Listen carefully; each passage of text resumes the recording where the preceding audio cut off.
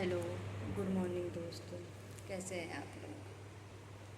आप घड़ी में टाइम हो रहा है 2:15 रात के और मेरी नींद खुल चुकी है। जस्ट मैंने अभी पानी पिया है और मुझे नींद नहीं आ रही। विदाउट अलार्म मेरी नींद खुलती है। मैं अलार्म कभी यूज नहीं करती, किसी भी टाइम यूज नहीं करती। मैंने आज तो अलार्म यूज ही नहीं करा। जब मुझे उठना होता है तो बताऊंगी मैं टेक्निक कैसे हम सुबह उठ सकते हैं। बट अभी तो फ़िलहाल मेरी आँख कैसे खुली है क्योंकि मैं थोड़ा सा 12 बजे सो गई थी। अब आप बोलोगे 12 बजे सो गई थी तो आँख कैसे खुल गई 2 बजे 2:30 बजे? तो इसलिए खुल गई कि भाई मुझे नींद आती है तो बहुत आती है और नहीं आती है तो फिर नहीं आती है।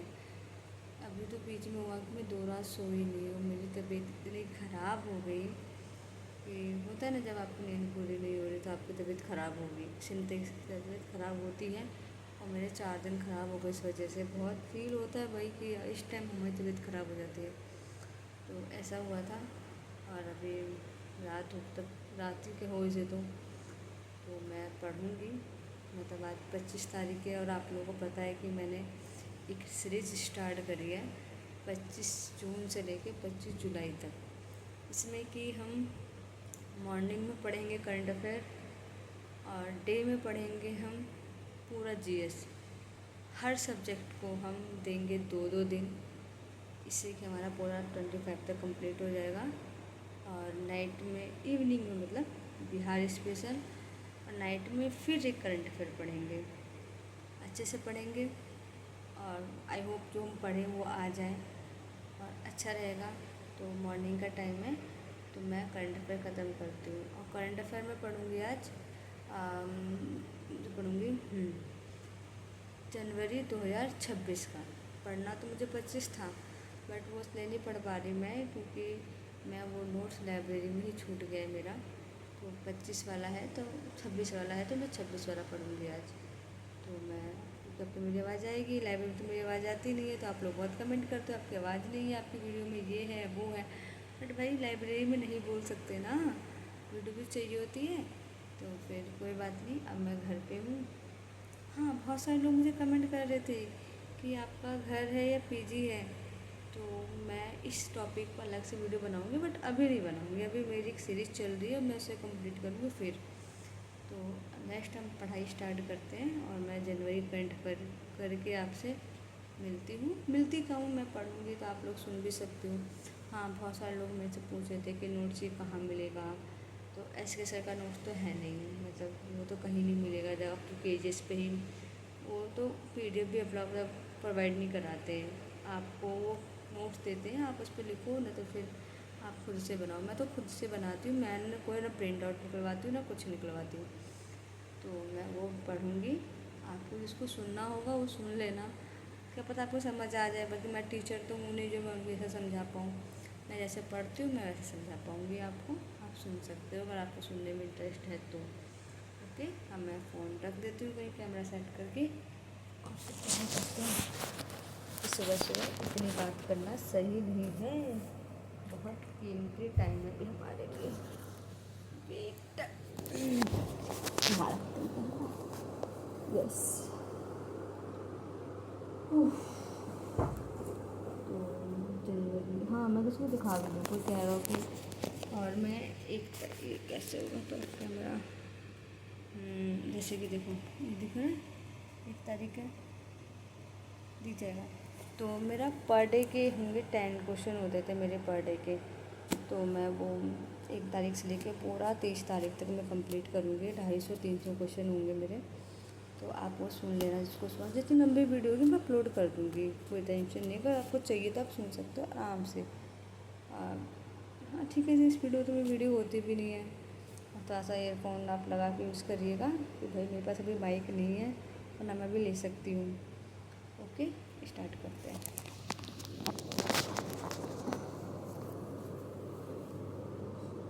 टैक्स टैक्स रैम्स लागत 305 करोड़ 2025-26 से 2030-31 की अवधि, जिसका टाइमिंग है 2025-26 से 2030-31 की अवधि तक है। और इसका एम है शोध, नवाचार और प्रतिस्पर्धा क्षमता को मजबूत बनाना। यह योजना पूरी तरह सेंट्रल गवर्नमेंट के लिए है। यह योजना पूरी तरह सेंट्रल गवर्नमेंट की है और 100% जो अमाउंट है वो भी सेंट्रल गवर्नमेंट का है। जो टेक्सटाइल कंपनी का जो हमारी एक योजना निकली है टैक्स रैंप्स करके है, उसमें जो इसकी टाइम पीरियड है 2025 से लेकर 26 तक है और 2025-26 से लेकर 2030-31 की अवधि तक है। और इसका जो एम है शोध, नवाचार और प्रतिस्पर्धात्मक क्षमता को मजबूत बनाना।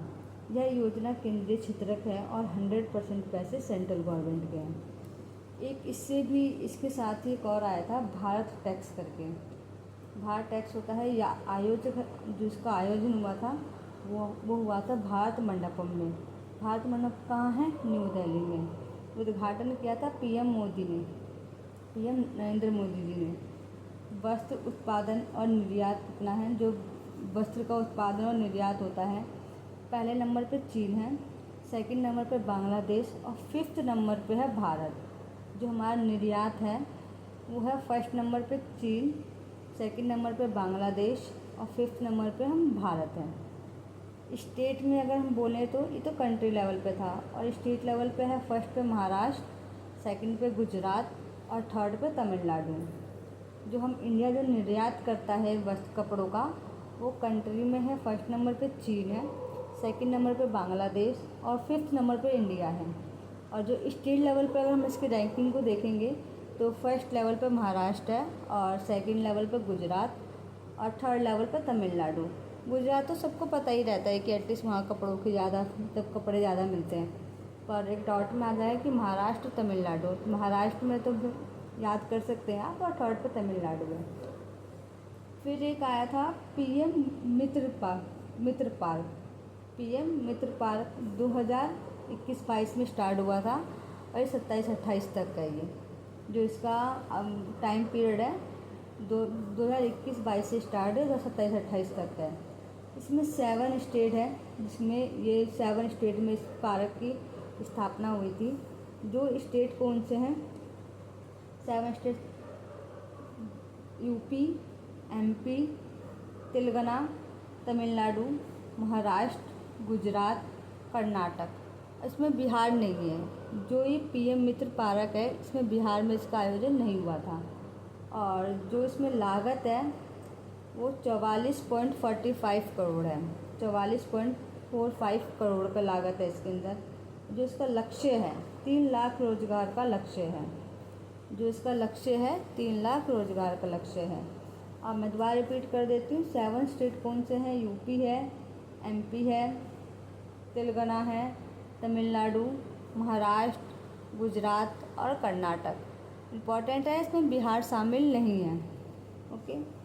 भारत में कम जोखिम वाले विदेशी निवेशकों के लिए एक्सचेंज को आसान बनाने के लिए कितने स्वागत एफआई लॉन्च किए गए थे? ये फॉरेन इन्वेस्टमेंट होते हैं ना, फॉरेन इन्वेस्टमेंट, ये उसमें जाता है स्वागत। जो लॉन्च कौन करती है? सेबी। और सेबी आपको पता होगा जो पूंजी बाजार जो लोग होते हैं सेबी, और स्टॉक मार्केट में जो म्यूचुअल फंड वगैरह में होते हैं। इसमें लॉन्च किया है सेबी ने। और जो सेबी की स्थापना कब हुई थी? 1988 में। सेबी की स्थापना कब हुई थी? 1988 में। स्वागत एफआई लॉन्च किसने किया था? सेबी ने। सेबी की स्थापना कब हुई थी? 1988 में। और सेबी एक्ट कब आया था? 1992 में। सेबी की स्थापना हुई थी 1988 में। सेबी एक्ट आया था 1992 में। जो सेबी का हेडक्वार्टर है वो मुंबई है। जो सेबी के सीईओ हैं वो तुहिन कांत पांडे हैं।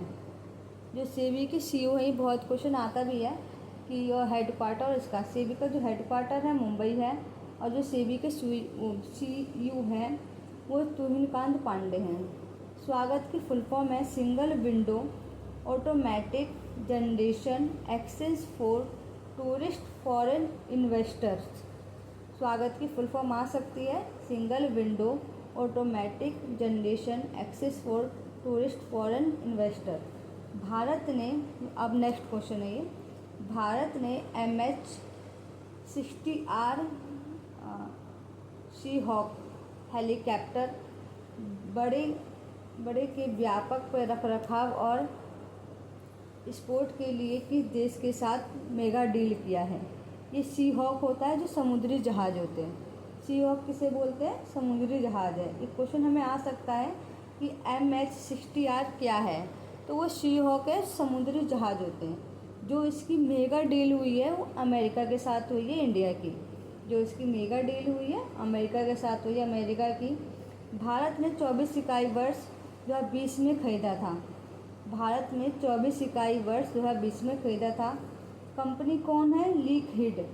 लिकहिड मार्टिन जो हथियार बनाती है। इसमें डील कितने की हुई थी?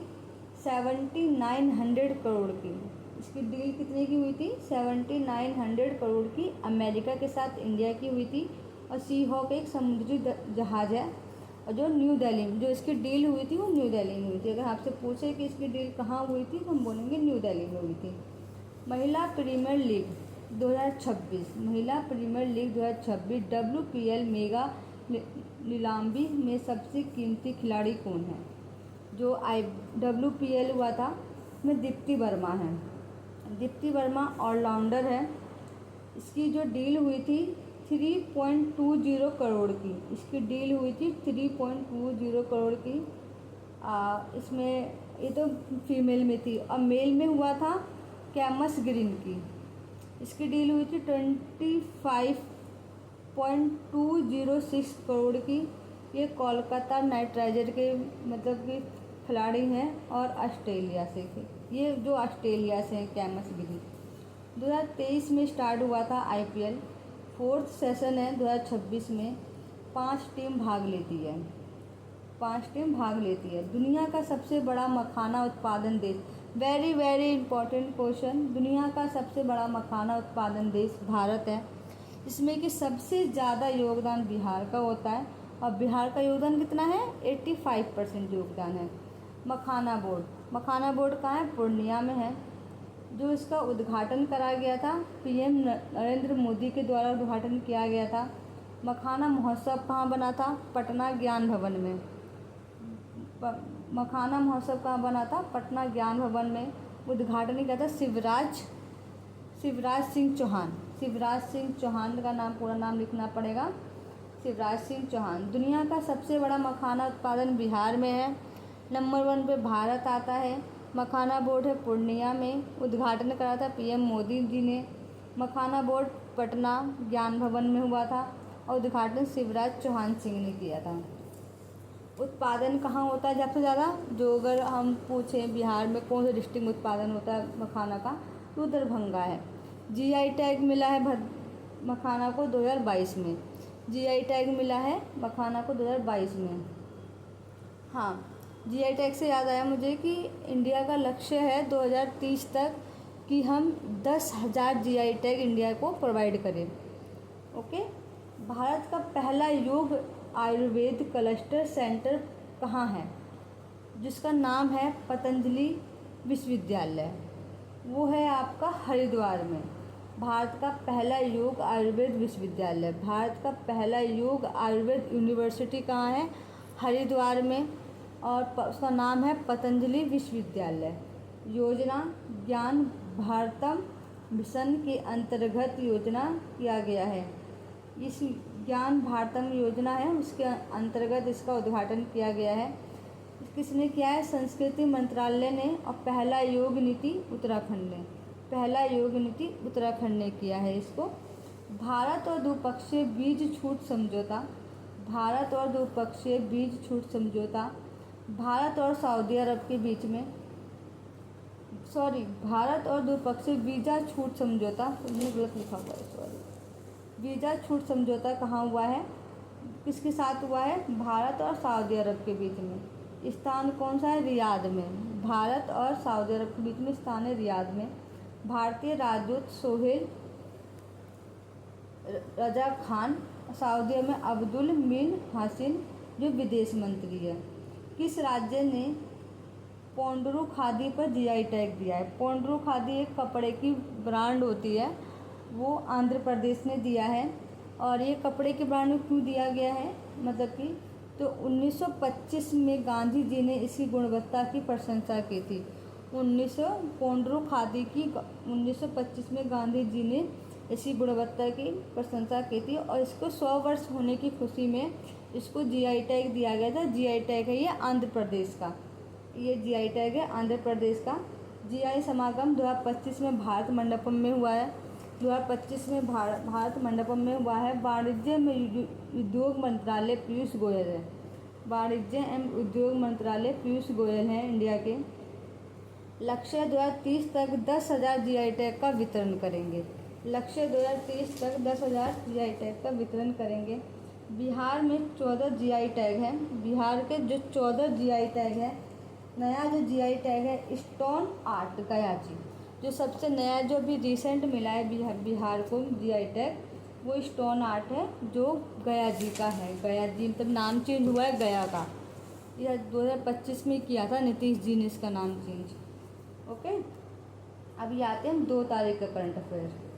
सॉरी, अभी 2 क्वेश्चन और हैं।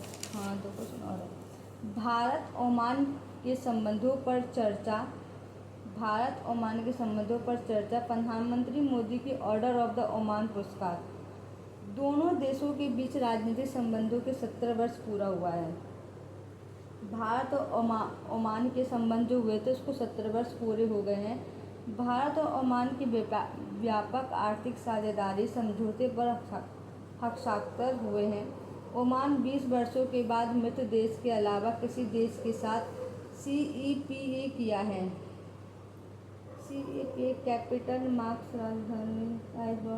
सर एक बार CEPA की फुल फॉर्म मुझे पता नहीं है, मैं अभी सर्च करके आपको कमेंट में कर दूँगी। मैं डैश में चोला और डोकला दर्रा, ये बहुत इम्पोर्टेंट है। चोला और डोकला दर्रा का भारत रणभूमि दर्शन पहल के तहत खोल दिया गया है। ये कहाँ पे है? चोला और डोकला दर्रा सिक्किम में। इसका बहुत चांसेस है इस क्वेश्चन को आने का। सिक्किम में रणभूमि पर्यटन को बढ़ावा देना है। रणभूमि पर्यटन को बढ़ावा देना है। आप बोलोगे रणभूमि पर्यटन ही क्यों बोला गया इसको? क्योंकि ये यहाँ पे 1967 में भारत और चीन के संघर्ष हुआ था। इस जो दर्रा है 1967 में भारत और चीन में संघर्ष हुआ था। और डोकला दर्रा है त्रिसंगम चीन, भूटान और भारत पे। जो डोकला दर्रा है वो त्रिसंगम है चीन, भूटान और भारत में। 2017 में भारत चीन की सेना के मध्य संघर्ष 2017 में भारत और चीन के मध्य संघर्ष हुआ था। और पर्यटन स्थल में बनाया भारतीय थल सेना का पर्यटन मंत्रालय तथा भारतीय थल सेना का पहल हुआ है इस रणभूमि में। इसमें पहल किया है इस दर्रे पे पर्यटन मंत्रालय तथा भारतीय थल सेना का पहल हुआ है। इजराइल के प्रधानमंत्री बेंजामिन नेतन्याहू ने किसे 2026 में इजराइल का सर्वोच्च नागरिक सम्मान इजराइल प्राइज, ये सबको पता होगा इजराइल प्राइज किसको देता है? अमेरिका को, जो उसे ले लेकर डोल रहा था, वो चुराया हुआ दिया था उसको। इजराइल प्राइज डोनाल्ड ट्रम्प जो अमेरिका के राष्ट्रपति हैं। इजराइल प्राइज 2026 में कब? इजराइल पर अपनी स्वतंत्रता दिवस के अवसर पे हिब्रू कैलेंडर नव वर्ष का 5वां दिन अप्रैल, हिब्रू जो इजराइल का कैलेंडर है उसका 5वां दिन बनाया जाता है। यहूदियों के प्रति ट्रंप के योगदान के लिए यहूदियों के प्रति ट्रंप के योगदान के लिए भारतीय जुबिन मेहता 1991 में इजराइल प्राइज को मिला था। भारतीय में मिला है जुबिन मेहता को 1991 में, जो हमारे इंडियंस थे। ट्रंप पुरस्कार ये तो छोड़ दो। वैश्विक परिवार दिवस, वैश्विक परिवार दिवस कब बनाया जाता है? 1 जनवरी को। DRDO 1 जनवरी को 68वां दिवस। DRDO की स्थापना कब हुई थी? 1 जनवरी 1958 को। 1 जनवरी को परिवार दिवस, 4 जनवरी को ब्रेल दिवस, 9 जनवरी को प्रवासी दिवस। वो तो बहुत इम्पोर्टेंट है 9 जनवरी, ये आपको पता होगा, गांधी जी के लिए है। 10 जनवरी हिंदी दिवस है। 12 जनवरी राष्ट्रीय युवा दिवस है। 15 जनवरी भारतीय सेना दिवस। 16 जनवरी राष्ट्रीय स्टार्टअप दिवस। 25 जनवरी पराक्रम दिवस। 24 जनवरी बालिका दिवस। 25 जनवरी मतदान दिवस। ये भी बहुत इम्पोर्टेंट है कि आपका वोटर डे कब होता है? 25 जनवरी को। वोटर डे कब होता है? 25 जनवरी को। 30 जनवरी को शहीद दिवस, ये भी बहुत इम्पोर्टेंट है भाई, ये कैसे इम्पोर्टेंट नहीं हो सकता। काशी तमिल संगम 4.0 के TS 4.0 का आयोजन कहाँ हुआ था? बनारस और रामेश्वर। बनारस और रामेश्वर स्टार्ट हुआ है 2 दिसंबर को। उद्घाटन किया है शिक्षा मंत्री धर्मेंद्र प्रधान और यूपी CM योगी ने। समापन करेंगे उपराष्ट्रपति और CP राधाकृष्णन।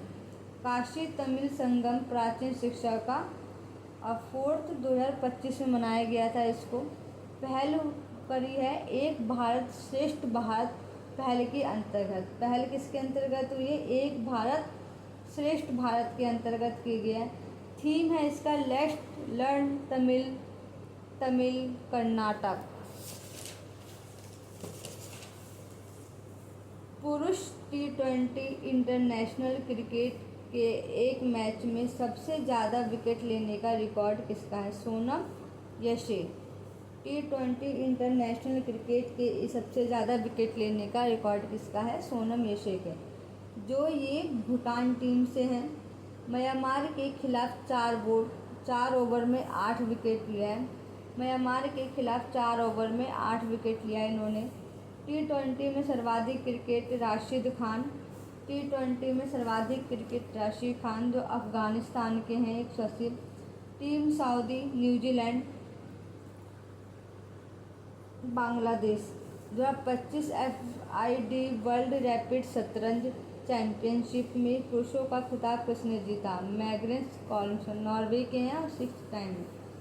FID क्या है? ये शतरंज है। ये शतरंज का खिताब भी तो भाई इम्पोर्टेंट हो जाता है, आपको पता होगा। मैग्नस कार्लसन में FD आयोजन कौन करता है? दोहा, कतर में। आयोजन कहाँ होता है? दोहा, कतर में। भारत ने 2 कांस्य पदक जीते हैं।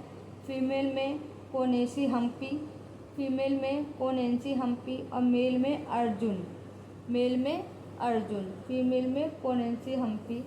किस संगम लॉन्ग रेंज गाइडेंस रॉकेट का पहला सफल उड़ान परीक्षण किया गया है? DRDO ने। परीक्षण भी 99 DRDO ने किया है। स्थल कौन सा है? एकीकृत परीक्षण चांदीपुर उड़ीसा। अगर आपको कोई सा भी मतलब मिसाइल का प्रश्न पूछा जाता है तो आपको नहीं पता है तो आप चांदीपुर उड़ीसा लगा सकते हो। अब मानक क्षमता कितना है? 120 किलोमीटर। इसकी मानक क्षमता कितना है? रेंज। इसका नाम है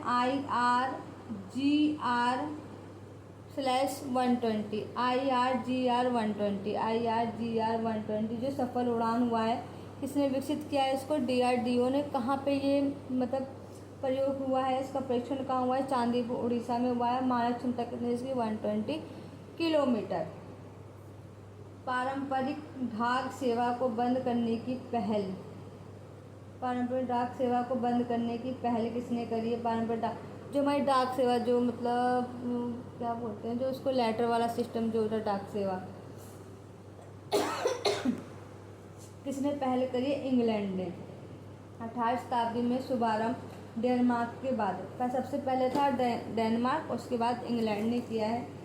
400 वर्ष बाद डेनमार्क ने बंद करने की घोषणा। भारत में डाक सेवा 1854 में लॉर्ड डलहौजी के द्वारा प्रारंभ। हाँ, डाक सेवा किसने हमारी स्टार्ट करी थी? लॉर्ड डलहौजी ने 1854 में। वर्तमान में 1 लाख पोस्ट ऑफिस कार्य करता है। 2018 में इंडिया पोस्ट ऑफिस बैंक है।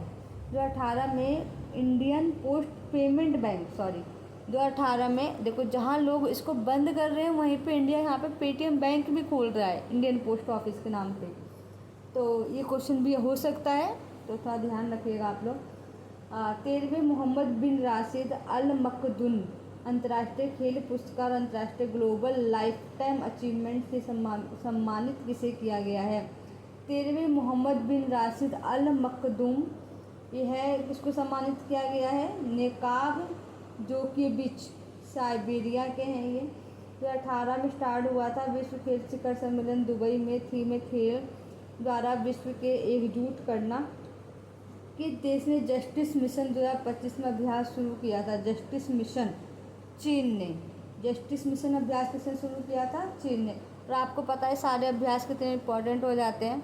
जस्टिस और पड़ोसी देश का तो कुछ ज़्यादा ही हो जाता है, आपको पता ही है सब चीज़। जस्टिस मिशन 2025 किसने लॉन्च किया था? चीन ने। चीन के सभी सेनाओं का अभ्यास 6 टाइम ताइवान के नज़दीक ये सैन्य अभ्यास किया गया था। 6 टाइम ये ताइवान के नज़दीक ये अभ्यास को किया गया था। देखो मेरे नोट्स कितने अच्छे से बने हुए हैं। अब मैंने मतलब एक भैया थे वो मुझे बोल लेते सेंड करने के लिए, बट मैंने कैसे करूँ मुझे समझ ही नहीं आ रहा था। बट अगर किसी को चाहिए तो मैं मंथली वाइज तो मैं पिक अपलोड कर सकती हूँ। तो मेरे इंस्टा आईडी पे आप मतलब डीएम कर सकते हैं डायरेक्ट, और मेरी इंस्टा आईडी है PRIYADAV05/PCS। ओके, तो आप मुझे वहाँ पे डीएम कर सकते हैं, फॉलो कर सकते हैं। ओके, क्योंकि सबका रिप्लाई देना बहुत, बल्कि मैं तो बहुत ज़्यादा लोगों को लाइक कर देती हूँ उस पर, मतलब इग्नोर चीज़ें होती नहीं, जब दिखती है तो भाई लाइक करना पड़ता है। तो अब पढ़ाई करते हैं। मेरे गले में हो गया है दर्द क्योंकि आप लोग को आवाज़ जाती नहीं है, मुझे बहुत चिल्ला चिल्ला के बोलना पड़ रहा है।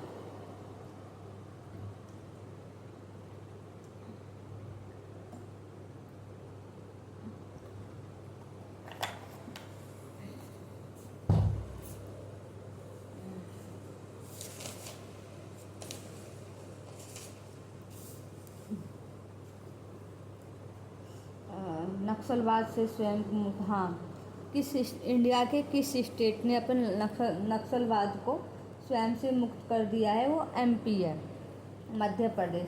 1967 में पश्चिम बंगाल दार्जिलिंग में के अंतर्गत नक्सलवाड़ी गांव में स्टार्ट हुए थे। और पीएम मोहन यादव। मध्य प्रदेश की सीएम कौन है? मोहन यादव। मध्य प्रदेश के सीएम कौन है? मोहन यादव। वर्तमान में भारत के 6ठे जिले इसमें प्रभावित हैं और 31 मार्च 2026 को गृह मंत्रालय का लक्ष्य भारत को नक्सलवाद मुक्त करना था। जो हमारे क्या बोल रही थी मैं, हाँ, गृह मंत्रालय का जो एम था नक्सलवाद मुक्त करने का, वो 31 मार्च 2026 को था, बल्कि वो पूरा हो चुका है। लास्ट स्टेट कौन सा था? एमपी, मध्य प्रदेश। वेनेजुएला और सर्वोच्च न्यायालय के निकोलस मदुरो की गिरफ्तारी के बाद किसे कार्यवाही राष्ट्रपति बनाने का आदेश किया गया? डेल्सी और डोरेंज। वेनेजुएला के सर्वोच्च न्यायालय के निकोलस मदुरो डेल्सी डोरेंज राष्ट्रपति कर, हाँ, छोड़ ही दो ये तो। प्रकाश और कमल ज्ञान प्राप्ति व्यक्ति के अवशेष, प्रकाश और कमल ज्ञान प्राप्ति व्यक्ति के अवशेष भीम के साथ पवित्र पिपरहवा अवशेषों की अंतर्राष्ट्रीय प्रदर्शनी द्वारा आयोजित की गई थी, न्यू दिल्ली। पिपरहवा अवशेष, न्यू दिल्ली। पिपरहवा अवशेष है कपिल वस्तु यूपी और सिद्धार्थनगर। पिपरहवा अवशेष है कपिल वस्तु यूपी सिद्धार्थनगर। हड्डियों के टुकड़े, क्रिस्टल, सोने के आभूषण खोज हुआ था 1898 में 2025 ब्रिटेन द्वारा को सौंपा गया था। 2025 में ब्रिटेन द्वारा इसको सौंपा गया था पिपरहवा अवशेष को, जो यूपी सिद्धार्थनगर में है। भगवान गौतम बुद्ध से है। और न्यू दिल्ली लाडूसराय उद्घाटन पीएम नरेंद्र मोदी। बारामूला जिला, बारामूला जिला पता है ना आप लोगों को, ये जम्मू कश्मीर में है। 2000 पूर्व पुराना बौद्ध स्तूप पाया गया वहाँ पे बारामूला में। 2000 पुराना बौद्ध स्तूप। ये तो भैया इम्पोर्टेंट है कि आप लोगों को पता है कि भाई बीपीएससी को जैन धर्म बौद्ध धर्म की तरह प्यारा है, भगवान जाने, पर हर जगह वो आप तक पलट चुकी है। आप कहीं से भी इसको नहीं कह सकते कि ये क्वेश्चन यहाँ से आएगा वहाँ से आएगा, बट इम्पोर्टेंट तो है भाई बौद्ध धर्म से बारामूला जम्मू कश्मीर। आपसे क्वेश्चन आ गया बारामूला कहाँ है, या 2000 ईसा पूर्व से पुरानी हमें स्तूप बुद्ध की कहाँ प्राप्त हुई है, तो बारामूला जम्मू कश्मीर से। मतलब अगर पढ़ाई करो ना आप, मैं मतलब इससे मुझे लगता है अगर पढ़ाई करो तो आप ऐसे पढ़ाई करो कि आप एग्जामिनर हो और आपको बच्चे से क्वेश्चन पूछने हैं, आप कभी नहीं भूलोगे उस चीज़ को। तो इसलिए अच्छे से पढ़ाई करो। मेरे पास टाइम नहीं ज़्यादा। 72 राष्ट्रीय वॉलीबॉल कहाँ आयोजित हुआ है? वाराणसी। 72 राष्ट्रीय वॉलीबॉल कहाँ आयोजित हुआ है? वाराणसी में। उद्घाटन किया है पीएम मोदी, भी ऑनलाइन फॉर्म में। हाँ, सबसे बड़ा इम्पोर्टेंट क्वेश्चन बन जाता है ये कि ये वर्चुअल नहीं था, ये ऑनलाइन फॉर्म में उद्घाटन हुआ था 72 वॉलीबॉल गेम्स, जो कि बनारस में हुआ था। इसमें टीम कितनी थी? 73 टीम भाग ली थी। आयोजक था 4 से 11 जनवरी, 4 से 11 जनवरी। हाल में ही पटना हाई कोर्ट में मुख्य न्यायाधीश पद की शपथ किसने ली थी? और ये आप सबको पता है भाई, पटना हाई कोर्ट है। यूपीएससी को पता नहीं कौन कौन से चीज़ें पसंद आ जाती है। पटना हाई कोर्ट के मुख्य न्यायाधीश कौन से थे? संगम कुमार साहू, जो कि 47 नंबर के थे। पटना हाई कोर्ट के मुख्य न्यायाधीश नियुक्त किए गए। मुख्य न्यायाधीश नियुक्त करते हैं राष्ट्रपति। प्रक्रिया होती है कॉलेजियम प्रणाली। सुप्रीम कोर्ट के 5 जज होते हैं। शपथ कौन दिलाता है मुख्य न्यायाधीश को? राज्यपाल। कार्यकाल होता है उनका 62 वर्ष और सुप्रीम कोर्ट का 65 वर्ष। हाई कोर्ट का 62 वर्ष, सुप्रीम कोर्ट का 65 वर्ष होता है। पटना हाई कोर्ट की स्थापना 1960 लॉर्ड हार्डिंग ने करी थी। पटना हाई कोर्ट की स्थापना 1916 लॉर्ड हार्डिंग ने करी थी। इनके जो मुख्य न्यायाधीश कौन है? संगम कुमार साहू है, जो 47 नंबर के हैं। मुख्य न्यायाधीश की नियुक्ति कौन करता है? राष्ट्रपति करते हैं। और इनको शपथ कौन दिलाता है? राज्यपाल दिलाते हैं। ये तो आपको पता ही होगा ना, ये तो पॉलिटी का क्वेश्चन है। भारतीय महिला हॉकी टीम के मुख्य कोच के रूप में किसे नियुक्त किया गया है? भारतीय महिला मुख्य टीम हॉकी टीम है ना।